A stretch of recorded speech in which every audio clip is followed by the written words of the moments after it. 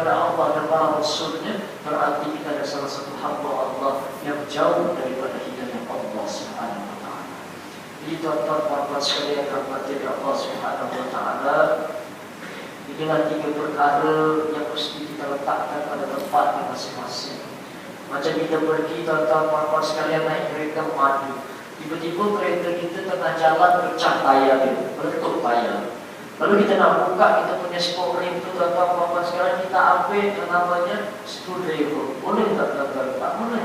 Karena screwdriver bukan alat untuk membuka spok rim tayar itu. Tapi karena kita ambil apa alatnya sebagai spana atau lain sebagainya, membuka tayar atau membuka spok rim tadi yang kita nak ganti tayar. Begitu juga dengan 3 perkara ini. 3 perkara ini kalau kita letakkan dalam diri kita baik-baik, tuan-tuan sekalian, insya-Allah 3 perkara ini akan membimbing diri kita menuju kepada kebahagiaan di dunia dan akhirat. Apalah artinya kalau kita bahagia di dunia, kalau di akhirat kita tersiksa. Tapi yang dinamakan apa dia? Wal akhiratu khairu wa abqa. Tapi jangan sampai lupa juga nasib kita di dunia. Nak mencapai akhirat yang bahagia, kita kena meraih kebahagiaan di dunia dulu, tuan-tuan sekalian. Jadi tuan-tuan sekalian berahmati Allah Subhanahu wa ta'ala, carilah rezeki dengan secara yang halal, dengan cari daripada yang menyimpang daripada ajaran agama Islam. Karena wallahi duit rasuah, duit yang haram, tuan-tuan sekalian, tidak akan memberikan kita kebahagiaan, cepat habis. Kalau merasa orang ringgit masuk poket, tuan-tuan sekalian, tiba-tiba sampai rumah anak sakit, masuk hospital kena 1,000 ringgit, sudah short pada orang ringgit, tuan-tuan sekalian. Kalau tuan-tuan sekalian juga, kalau ada rezeki hari ini, jangan lupa untuk bersedekah, sisihkan sebagian uang itu tadi. Kenapa? Takutnya Allah Ta'ala ambil secara paksa. Kalau Allah ambil secara paksa pun sama. Tadi dia kotak dermawan, tuan-tuan sekalian, tadi nak masukkan tak jadi. Awak nak beli rokok ni, simpan balik sampai rumah, ternyata rumah dia terbakar, tuan-tuan.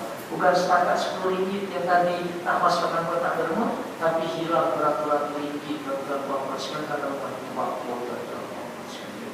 Jadi tuan-tuan sekalian, pakailah uang rezeki yang Allah Ta'ala berikan ini untuk berbagi, dan jangan mencarinya daripada segi jalan yang dilarang oleh Islam. Lalu yang kedua, jangan putus asa. Jangan pernah bawa dia ke tempat istiqomah dalam menuntut ilmu, kecuali ada unsur-unsur syar'i yang kita tidak boleh datang ke dalam majlis. Tuan-tuan sekalian, kita duduk surat, apalagi surat tentang bawa ada ekor, daripada duduk rumah pakai kipas tengok bola sepak, duduk tepi kedai tengok bola sepak, pelantar lawan pahang dan sebagainya, dengan hujan-hujan seperti ini, tuan-tuan sekalian, ada manfaatnya. Bagus duduk dalam surah, ada ekor bersandar, tuan-tuan. Tadi pagi subuh pada kita tuan-tuan sekalian, Allah yang datang. Ustaz kuliah dekat surah Al-Kahfi tahun 1000. Udah ramai datang, tuan-tuan sekalian, ada tua duduk paling betul sekali, berdengkur, tuan-tuan. Itu seorang yang tidur, tuan-tuan, mendengkur sampai sikit ada pematu saja pergi ke belakang, Ustaz Nawal. Ya, silakan. Mendengkur.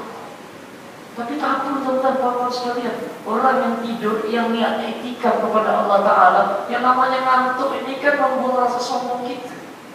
Allah Ta'ala ciptakan api sombong, Allah Ta'ala ciptakan air. Air sombong, Allah Ta'ala ciptakan angin. Angin sombong, tuan-tuan sekalian, Allah Ta'ala ciptakan manusia, sehingga angin tadi dapat diatur. Buat kipas, kalau ke kanan, ke kiri, ekor kalau matikan tak keluar angin, ciptakan manusia. Manusia sombong, tuan-tuan sekalian, Allah Ta'ala ciptakan ngantuk. Sekuat-kuatnya manusia, sehebat-hebatnya manusia, kalau dah ngantuk, tuan-tuan susah, tuan-tuan. Orang ngantuk satu, dia tidur, tuan-tuan sekalian. Betul tak? Orang hebat, badan besar, polis kata aku, tuan jaga depan istana pada ngantuk. Tengok YouTube tu banyak. Kalau negara kayak orang Inggris, kalau Inggris tu jaga istana tu. Ngantuk kan, video ke apa? Jaga merap-rap tinggi tu, ngantuk. Lalu ngantuk sombong, tuan-tuan sekalian. Allah Ta'ala ciptakan yang namanya Alhamdulillah. Apa dia? Allah Ta'ala ciptakan manusia dengan segala perkara dunia. Cari rezeki, oh saya tak boleh ngantuk, saya kena bekerja. Oh saya tak boleh ngantuk, masih banyak lagi yang belum bayar. Di tempat-tempat sekalian, Allah Ta'ala ciptakan itu semuanya ada hikmahnya yang untuk kita ambil pelajaran di tempat-tempat sekalian. Lalu kalau dengan ilmu pun tanpa hidayah Allah Ta'ala yang kita cari, itu pun tidak bermanfaat. Jadi rezeki, ilmu, hidayah, 3 perkara ini mesti kita cari dengan bersungguh-sungguh. InsyaAllah Allah Ta'ala akan kabulkan doa kita. Rabbana atina fid dunya hasanah wa fil akhirati hasanah wa qina adzabannar. Sekalian, kita tuan-tuan sekalian, sungguh saja urusan kita maaf kalau ada salah khilaf, kalau ada hak dan benar itu datang daripada Allah dan Rasulnya. Didoakan kami insyaAllah sebagaimana Ustaz Arif tadi, sampai ada kelapangan masih esok Ahad 12 hari tentang 21 pun sempat silakan datang tentang Muhammad sekalian. Kita ada majlis perasmian tahfiz Arabic Al-Qurtubi, mana pelajar-pelajar yang baru akan wujudkan satu bi'ah, satu lingkungan, mana satu warung kedai yang usah sewa tentang Muhammad sekalian, orang cita Arab tentang Muhammad sekalian. Jadi masih ada lagi kekosongan, kami kita akan terima 30 orang sahaja. Siapa yang punya anak, punya cucu, tapi syaratnya lelaki berumur 13 tahun dan ke atas. Yang kedua sudah boleh membaca Al-Quran, boleh tetap pandai, dia sudah boleh mengeji. Saya masih tahu Allahumma ajli, dia sudah boleh baca. Walaupun tajwidnya salah, nanti kita boleh betulkan. Karena kita akan belajar bahasa Arab, masuk saja terus belajar bahasa Arab tanpa sekali dan langsung digunakan pada hari. Itu sistem belajar Ustaz yang kemana Ustaz di Gontor dulu. Jadi sebenarnya kerjasama dengan Gontor, tapi Gontor tak nak jadi sifat membantu Gontor sekali. Pondok Indonesia ini pantang diatur. Oh ini kena kata Gontor, sorry dari aku tak rugi, tak berat sendiri. Kita tahu bahwa di mana ada satu pendidikan memang sebenarnya tak boleh diatur. Biar guru-gurunya yang mendidik anak-anak kita Gontor sekali. Jadi Gontor sekalian, kita kenalan.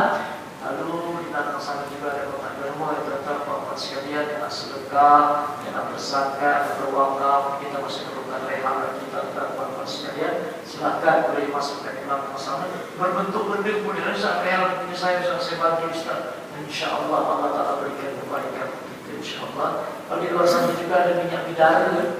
Minyak bidara ini Gontor sekalian jarang kita jumpai. Minyak bidaranya salah satu minyak yang Rasulullah gunakan untuk menghalau gangguan halus. Bukan kita ni hysteria, itu gangguan jin betul. Tapi sebenarnya gangguan jin dan syaitan yang secara tidak nampak yang terjadi dalam diri kita malas untuk beribadah. Salah satunya. Ada anak suka nangis di rumah, usapkan ini minyak bidara bukan minyak wangi, bukan dilap di baju, tapi dilap di ulah-ulah kita. Letak sini, kalau anak sudah nangis letak di pusatnya. Kalau ada punya penyakit lelah, kerja lelah, bukan buat sebenarnya tentang apa-apa. Belajar Ustaz tentang belajar Ustaz Azrul tentang apa-apa. Yang jual minyaknya yang Ustaz saat itu Ustaz Izzat yang di Selangornya bisa tahu tentang. Dan internet ada di Kelantan, yang tidak ada harganya pun ratusan ringgit. Ini kita ambil, kita buat masalah kita ni dipanggil buat minyak tentang kita bagi dalam dia olah tentang apa-apa sekalian.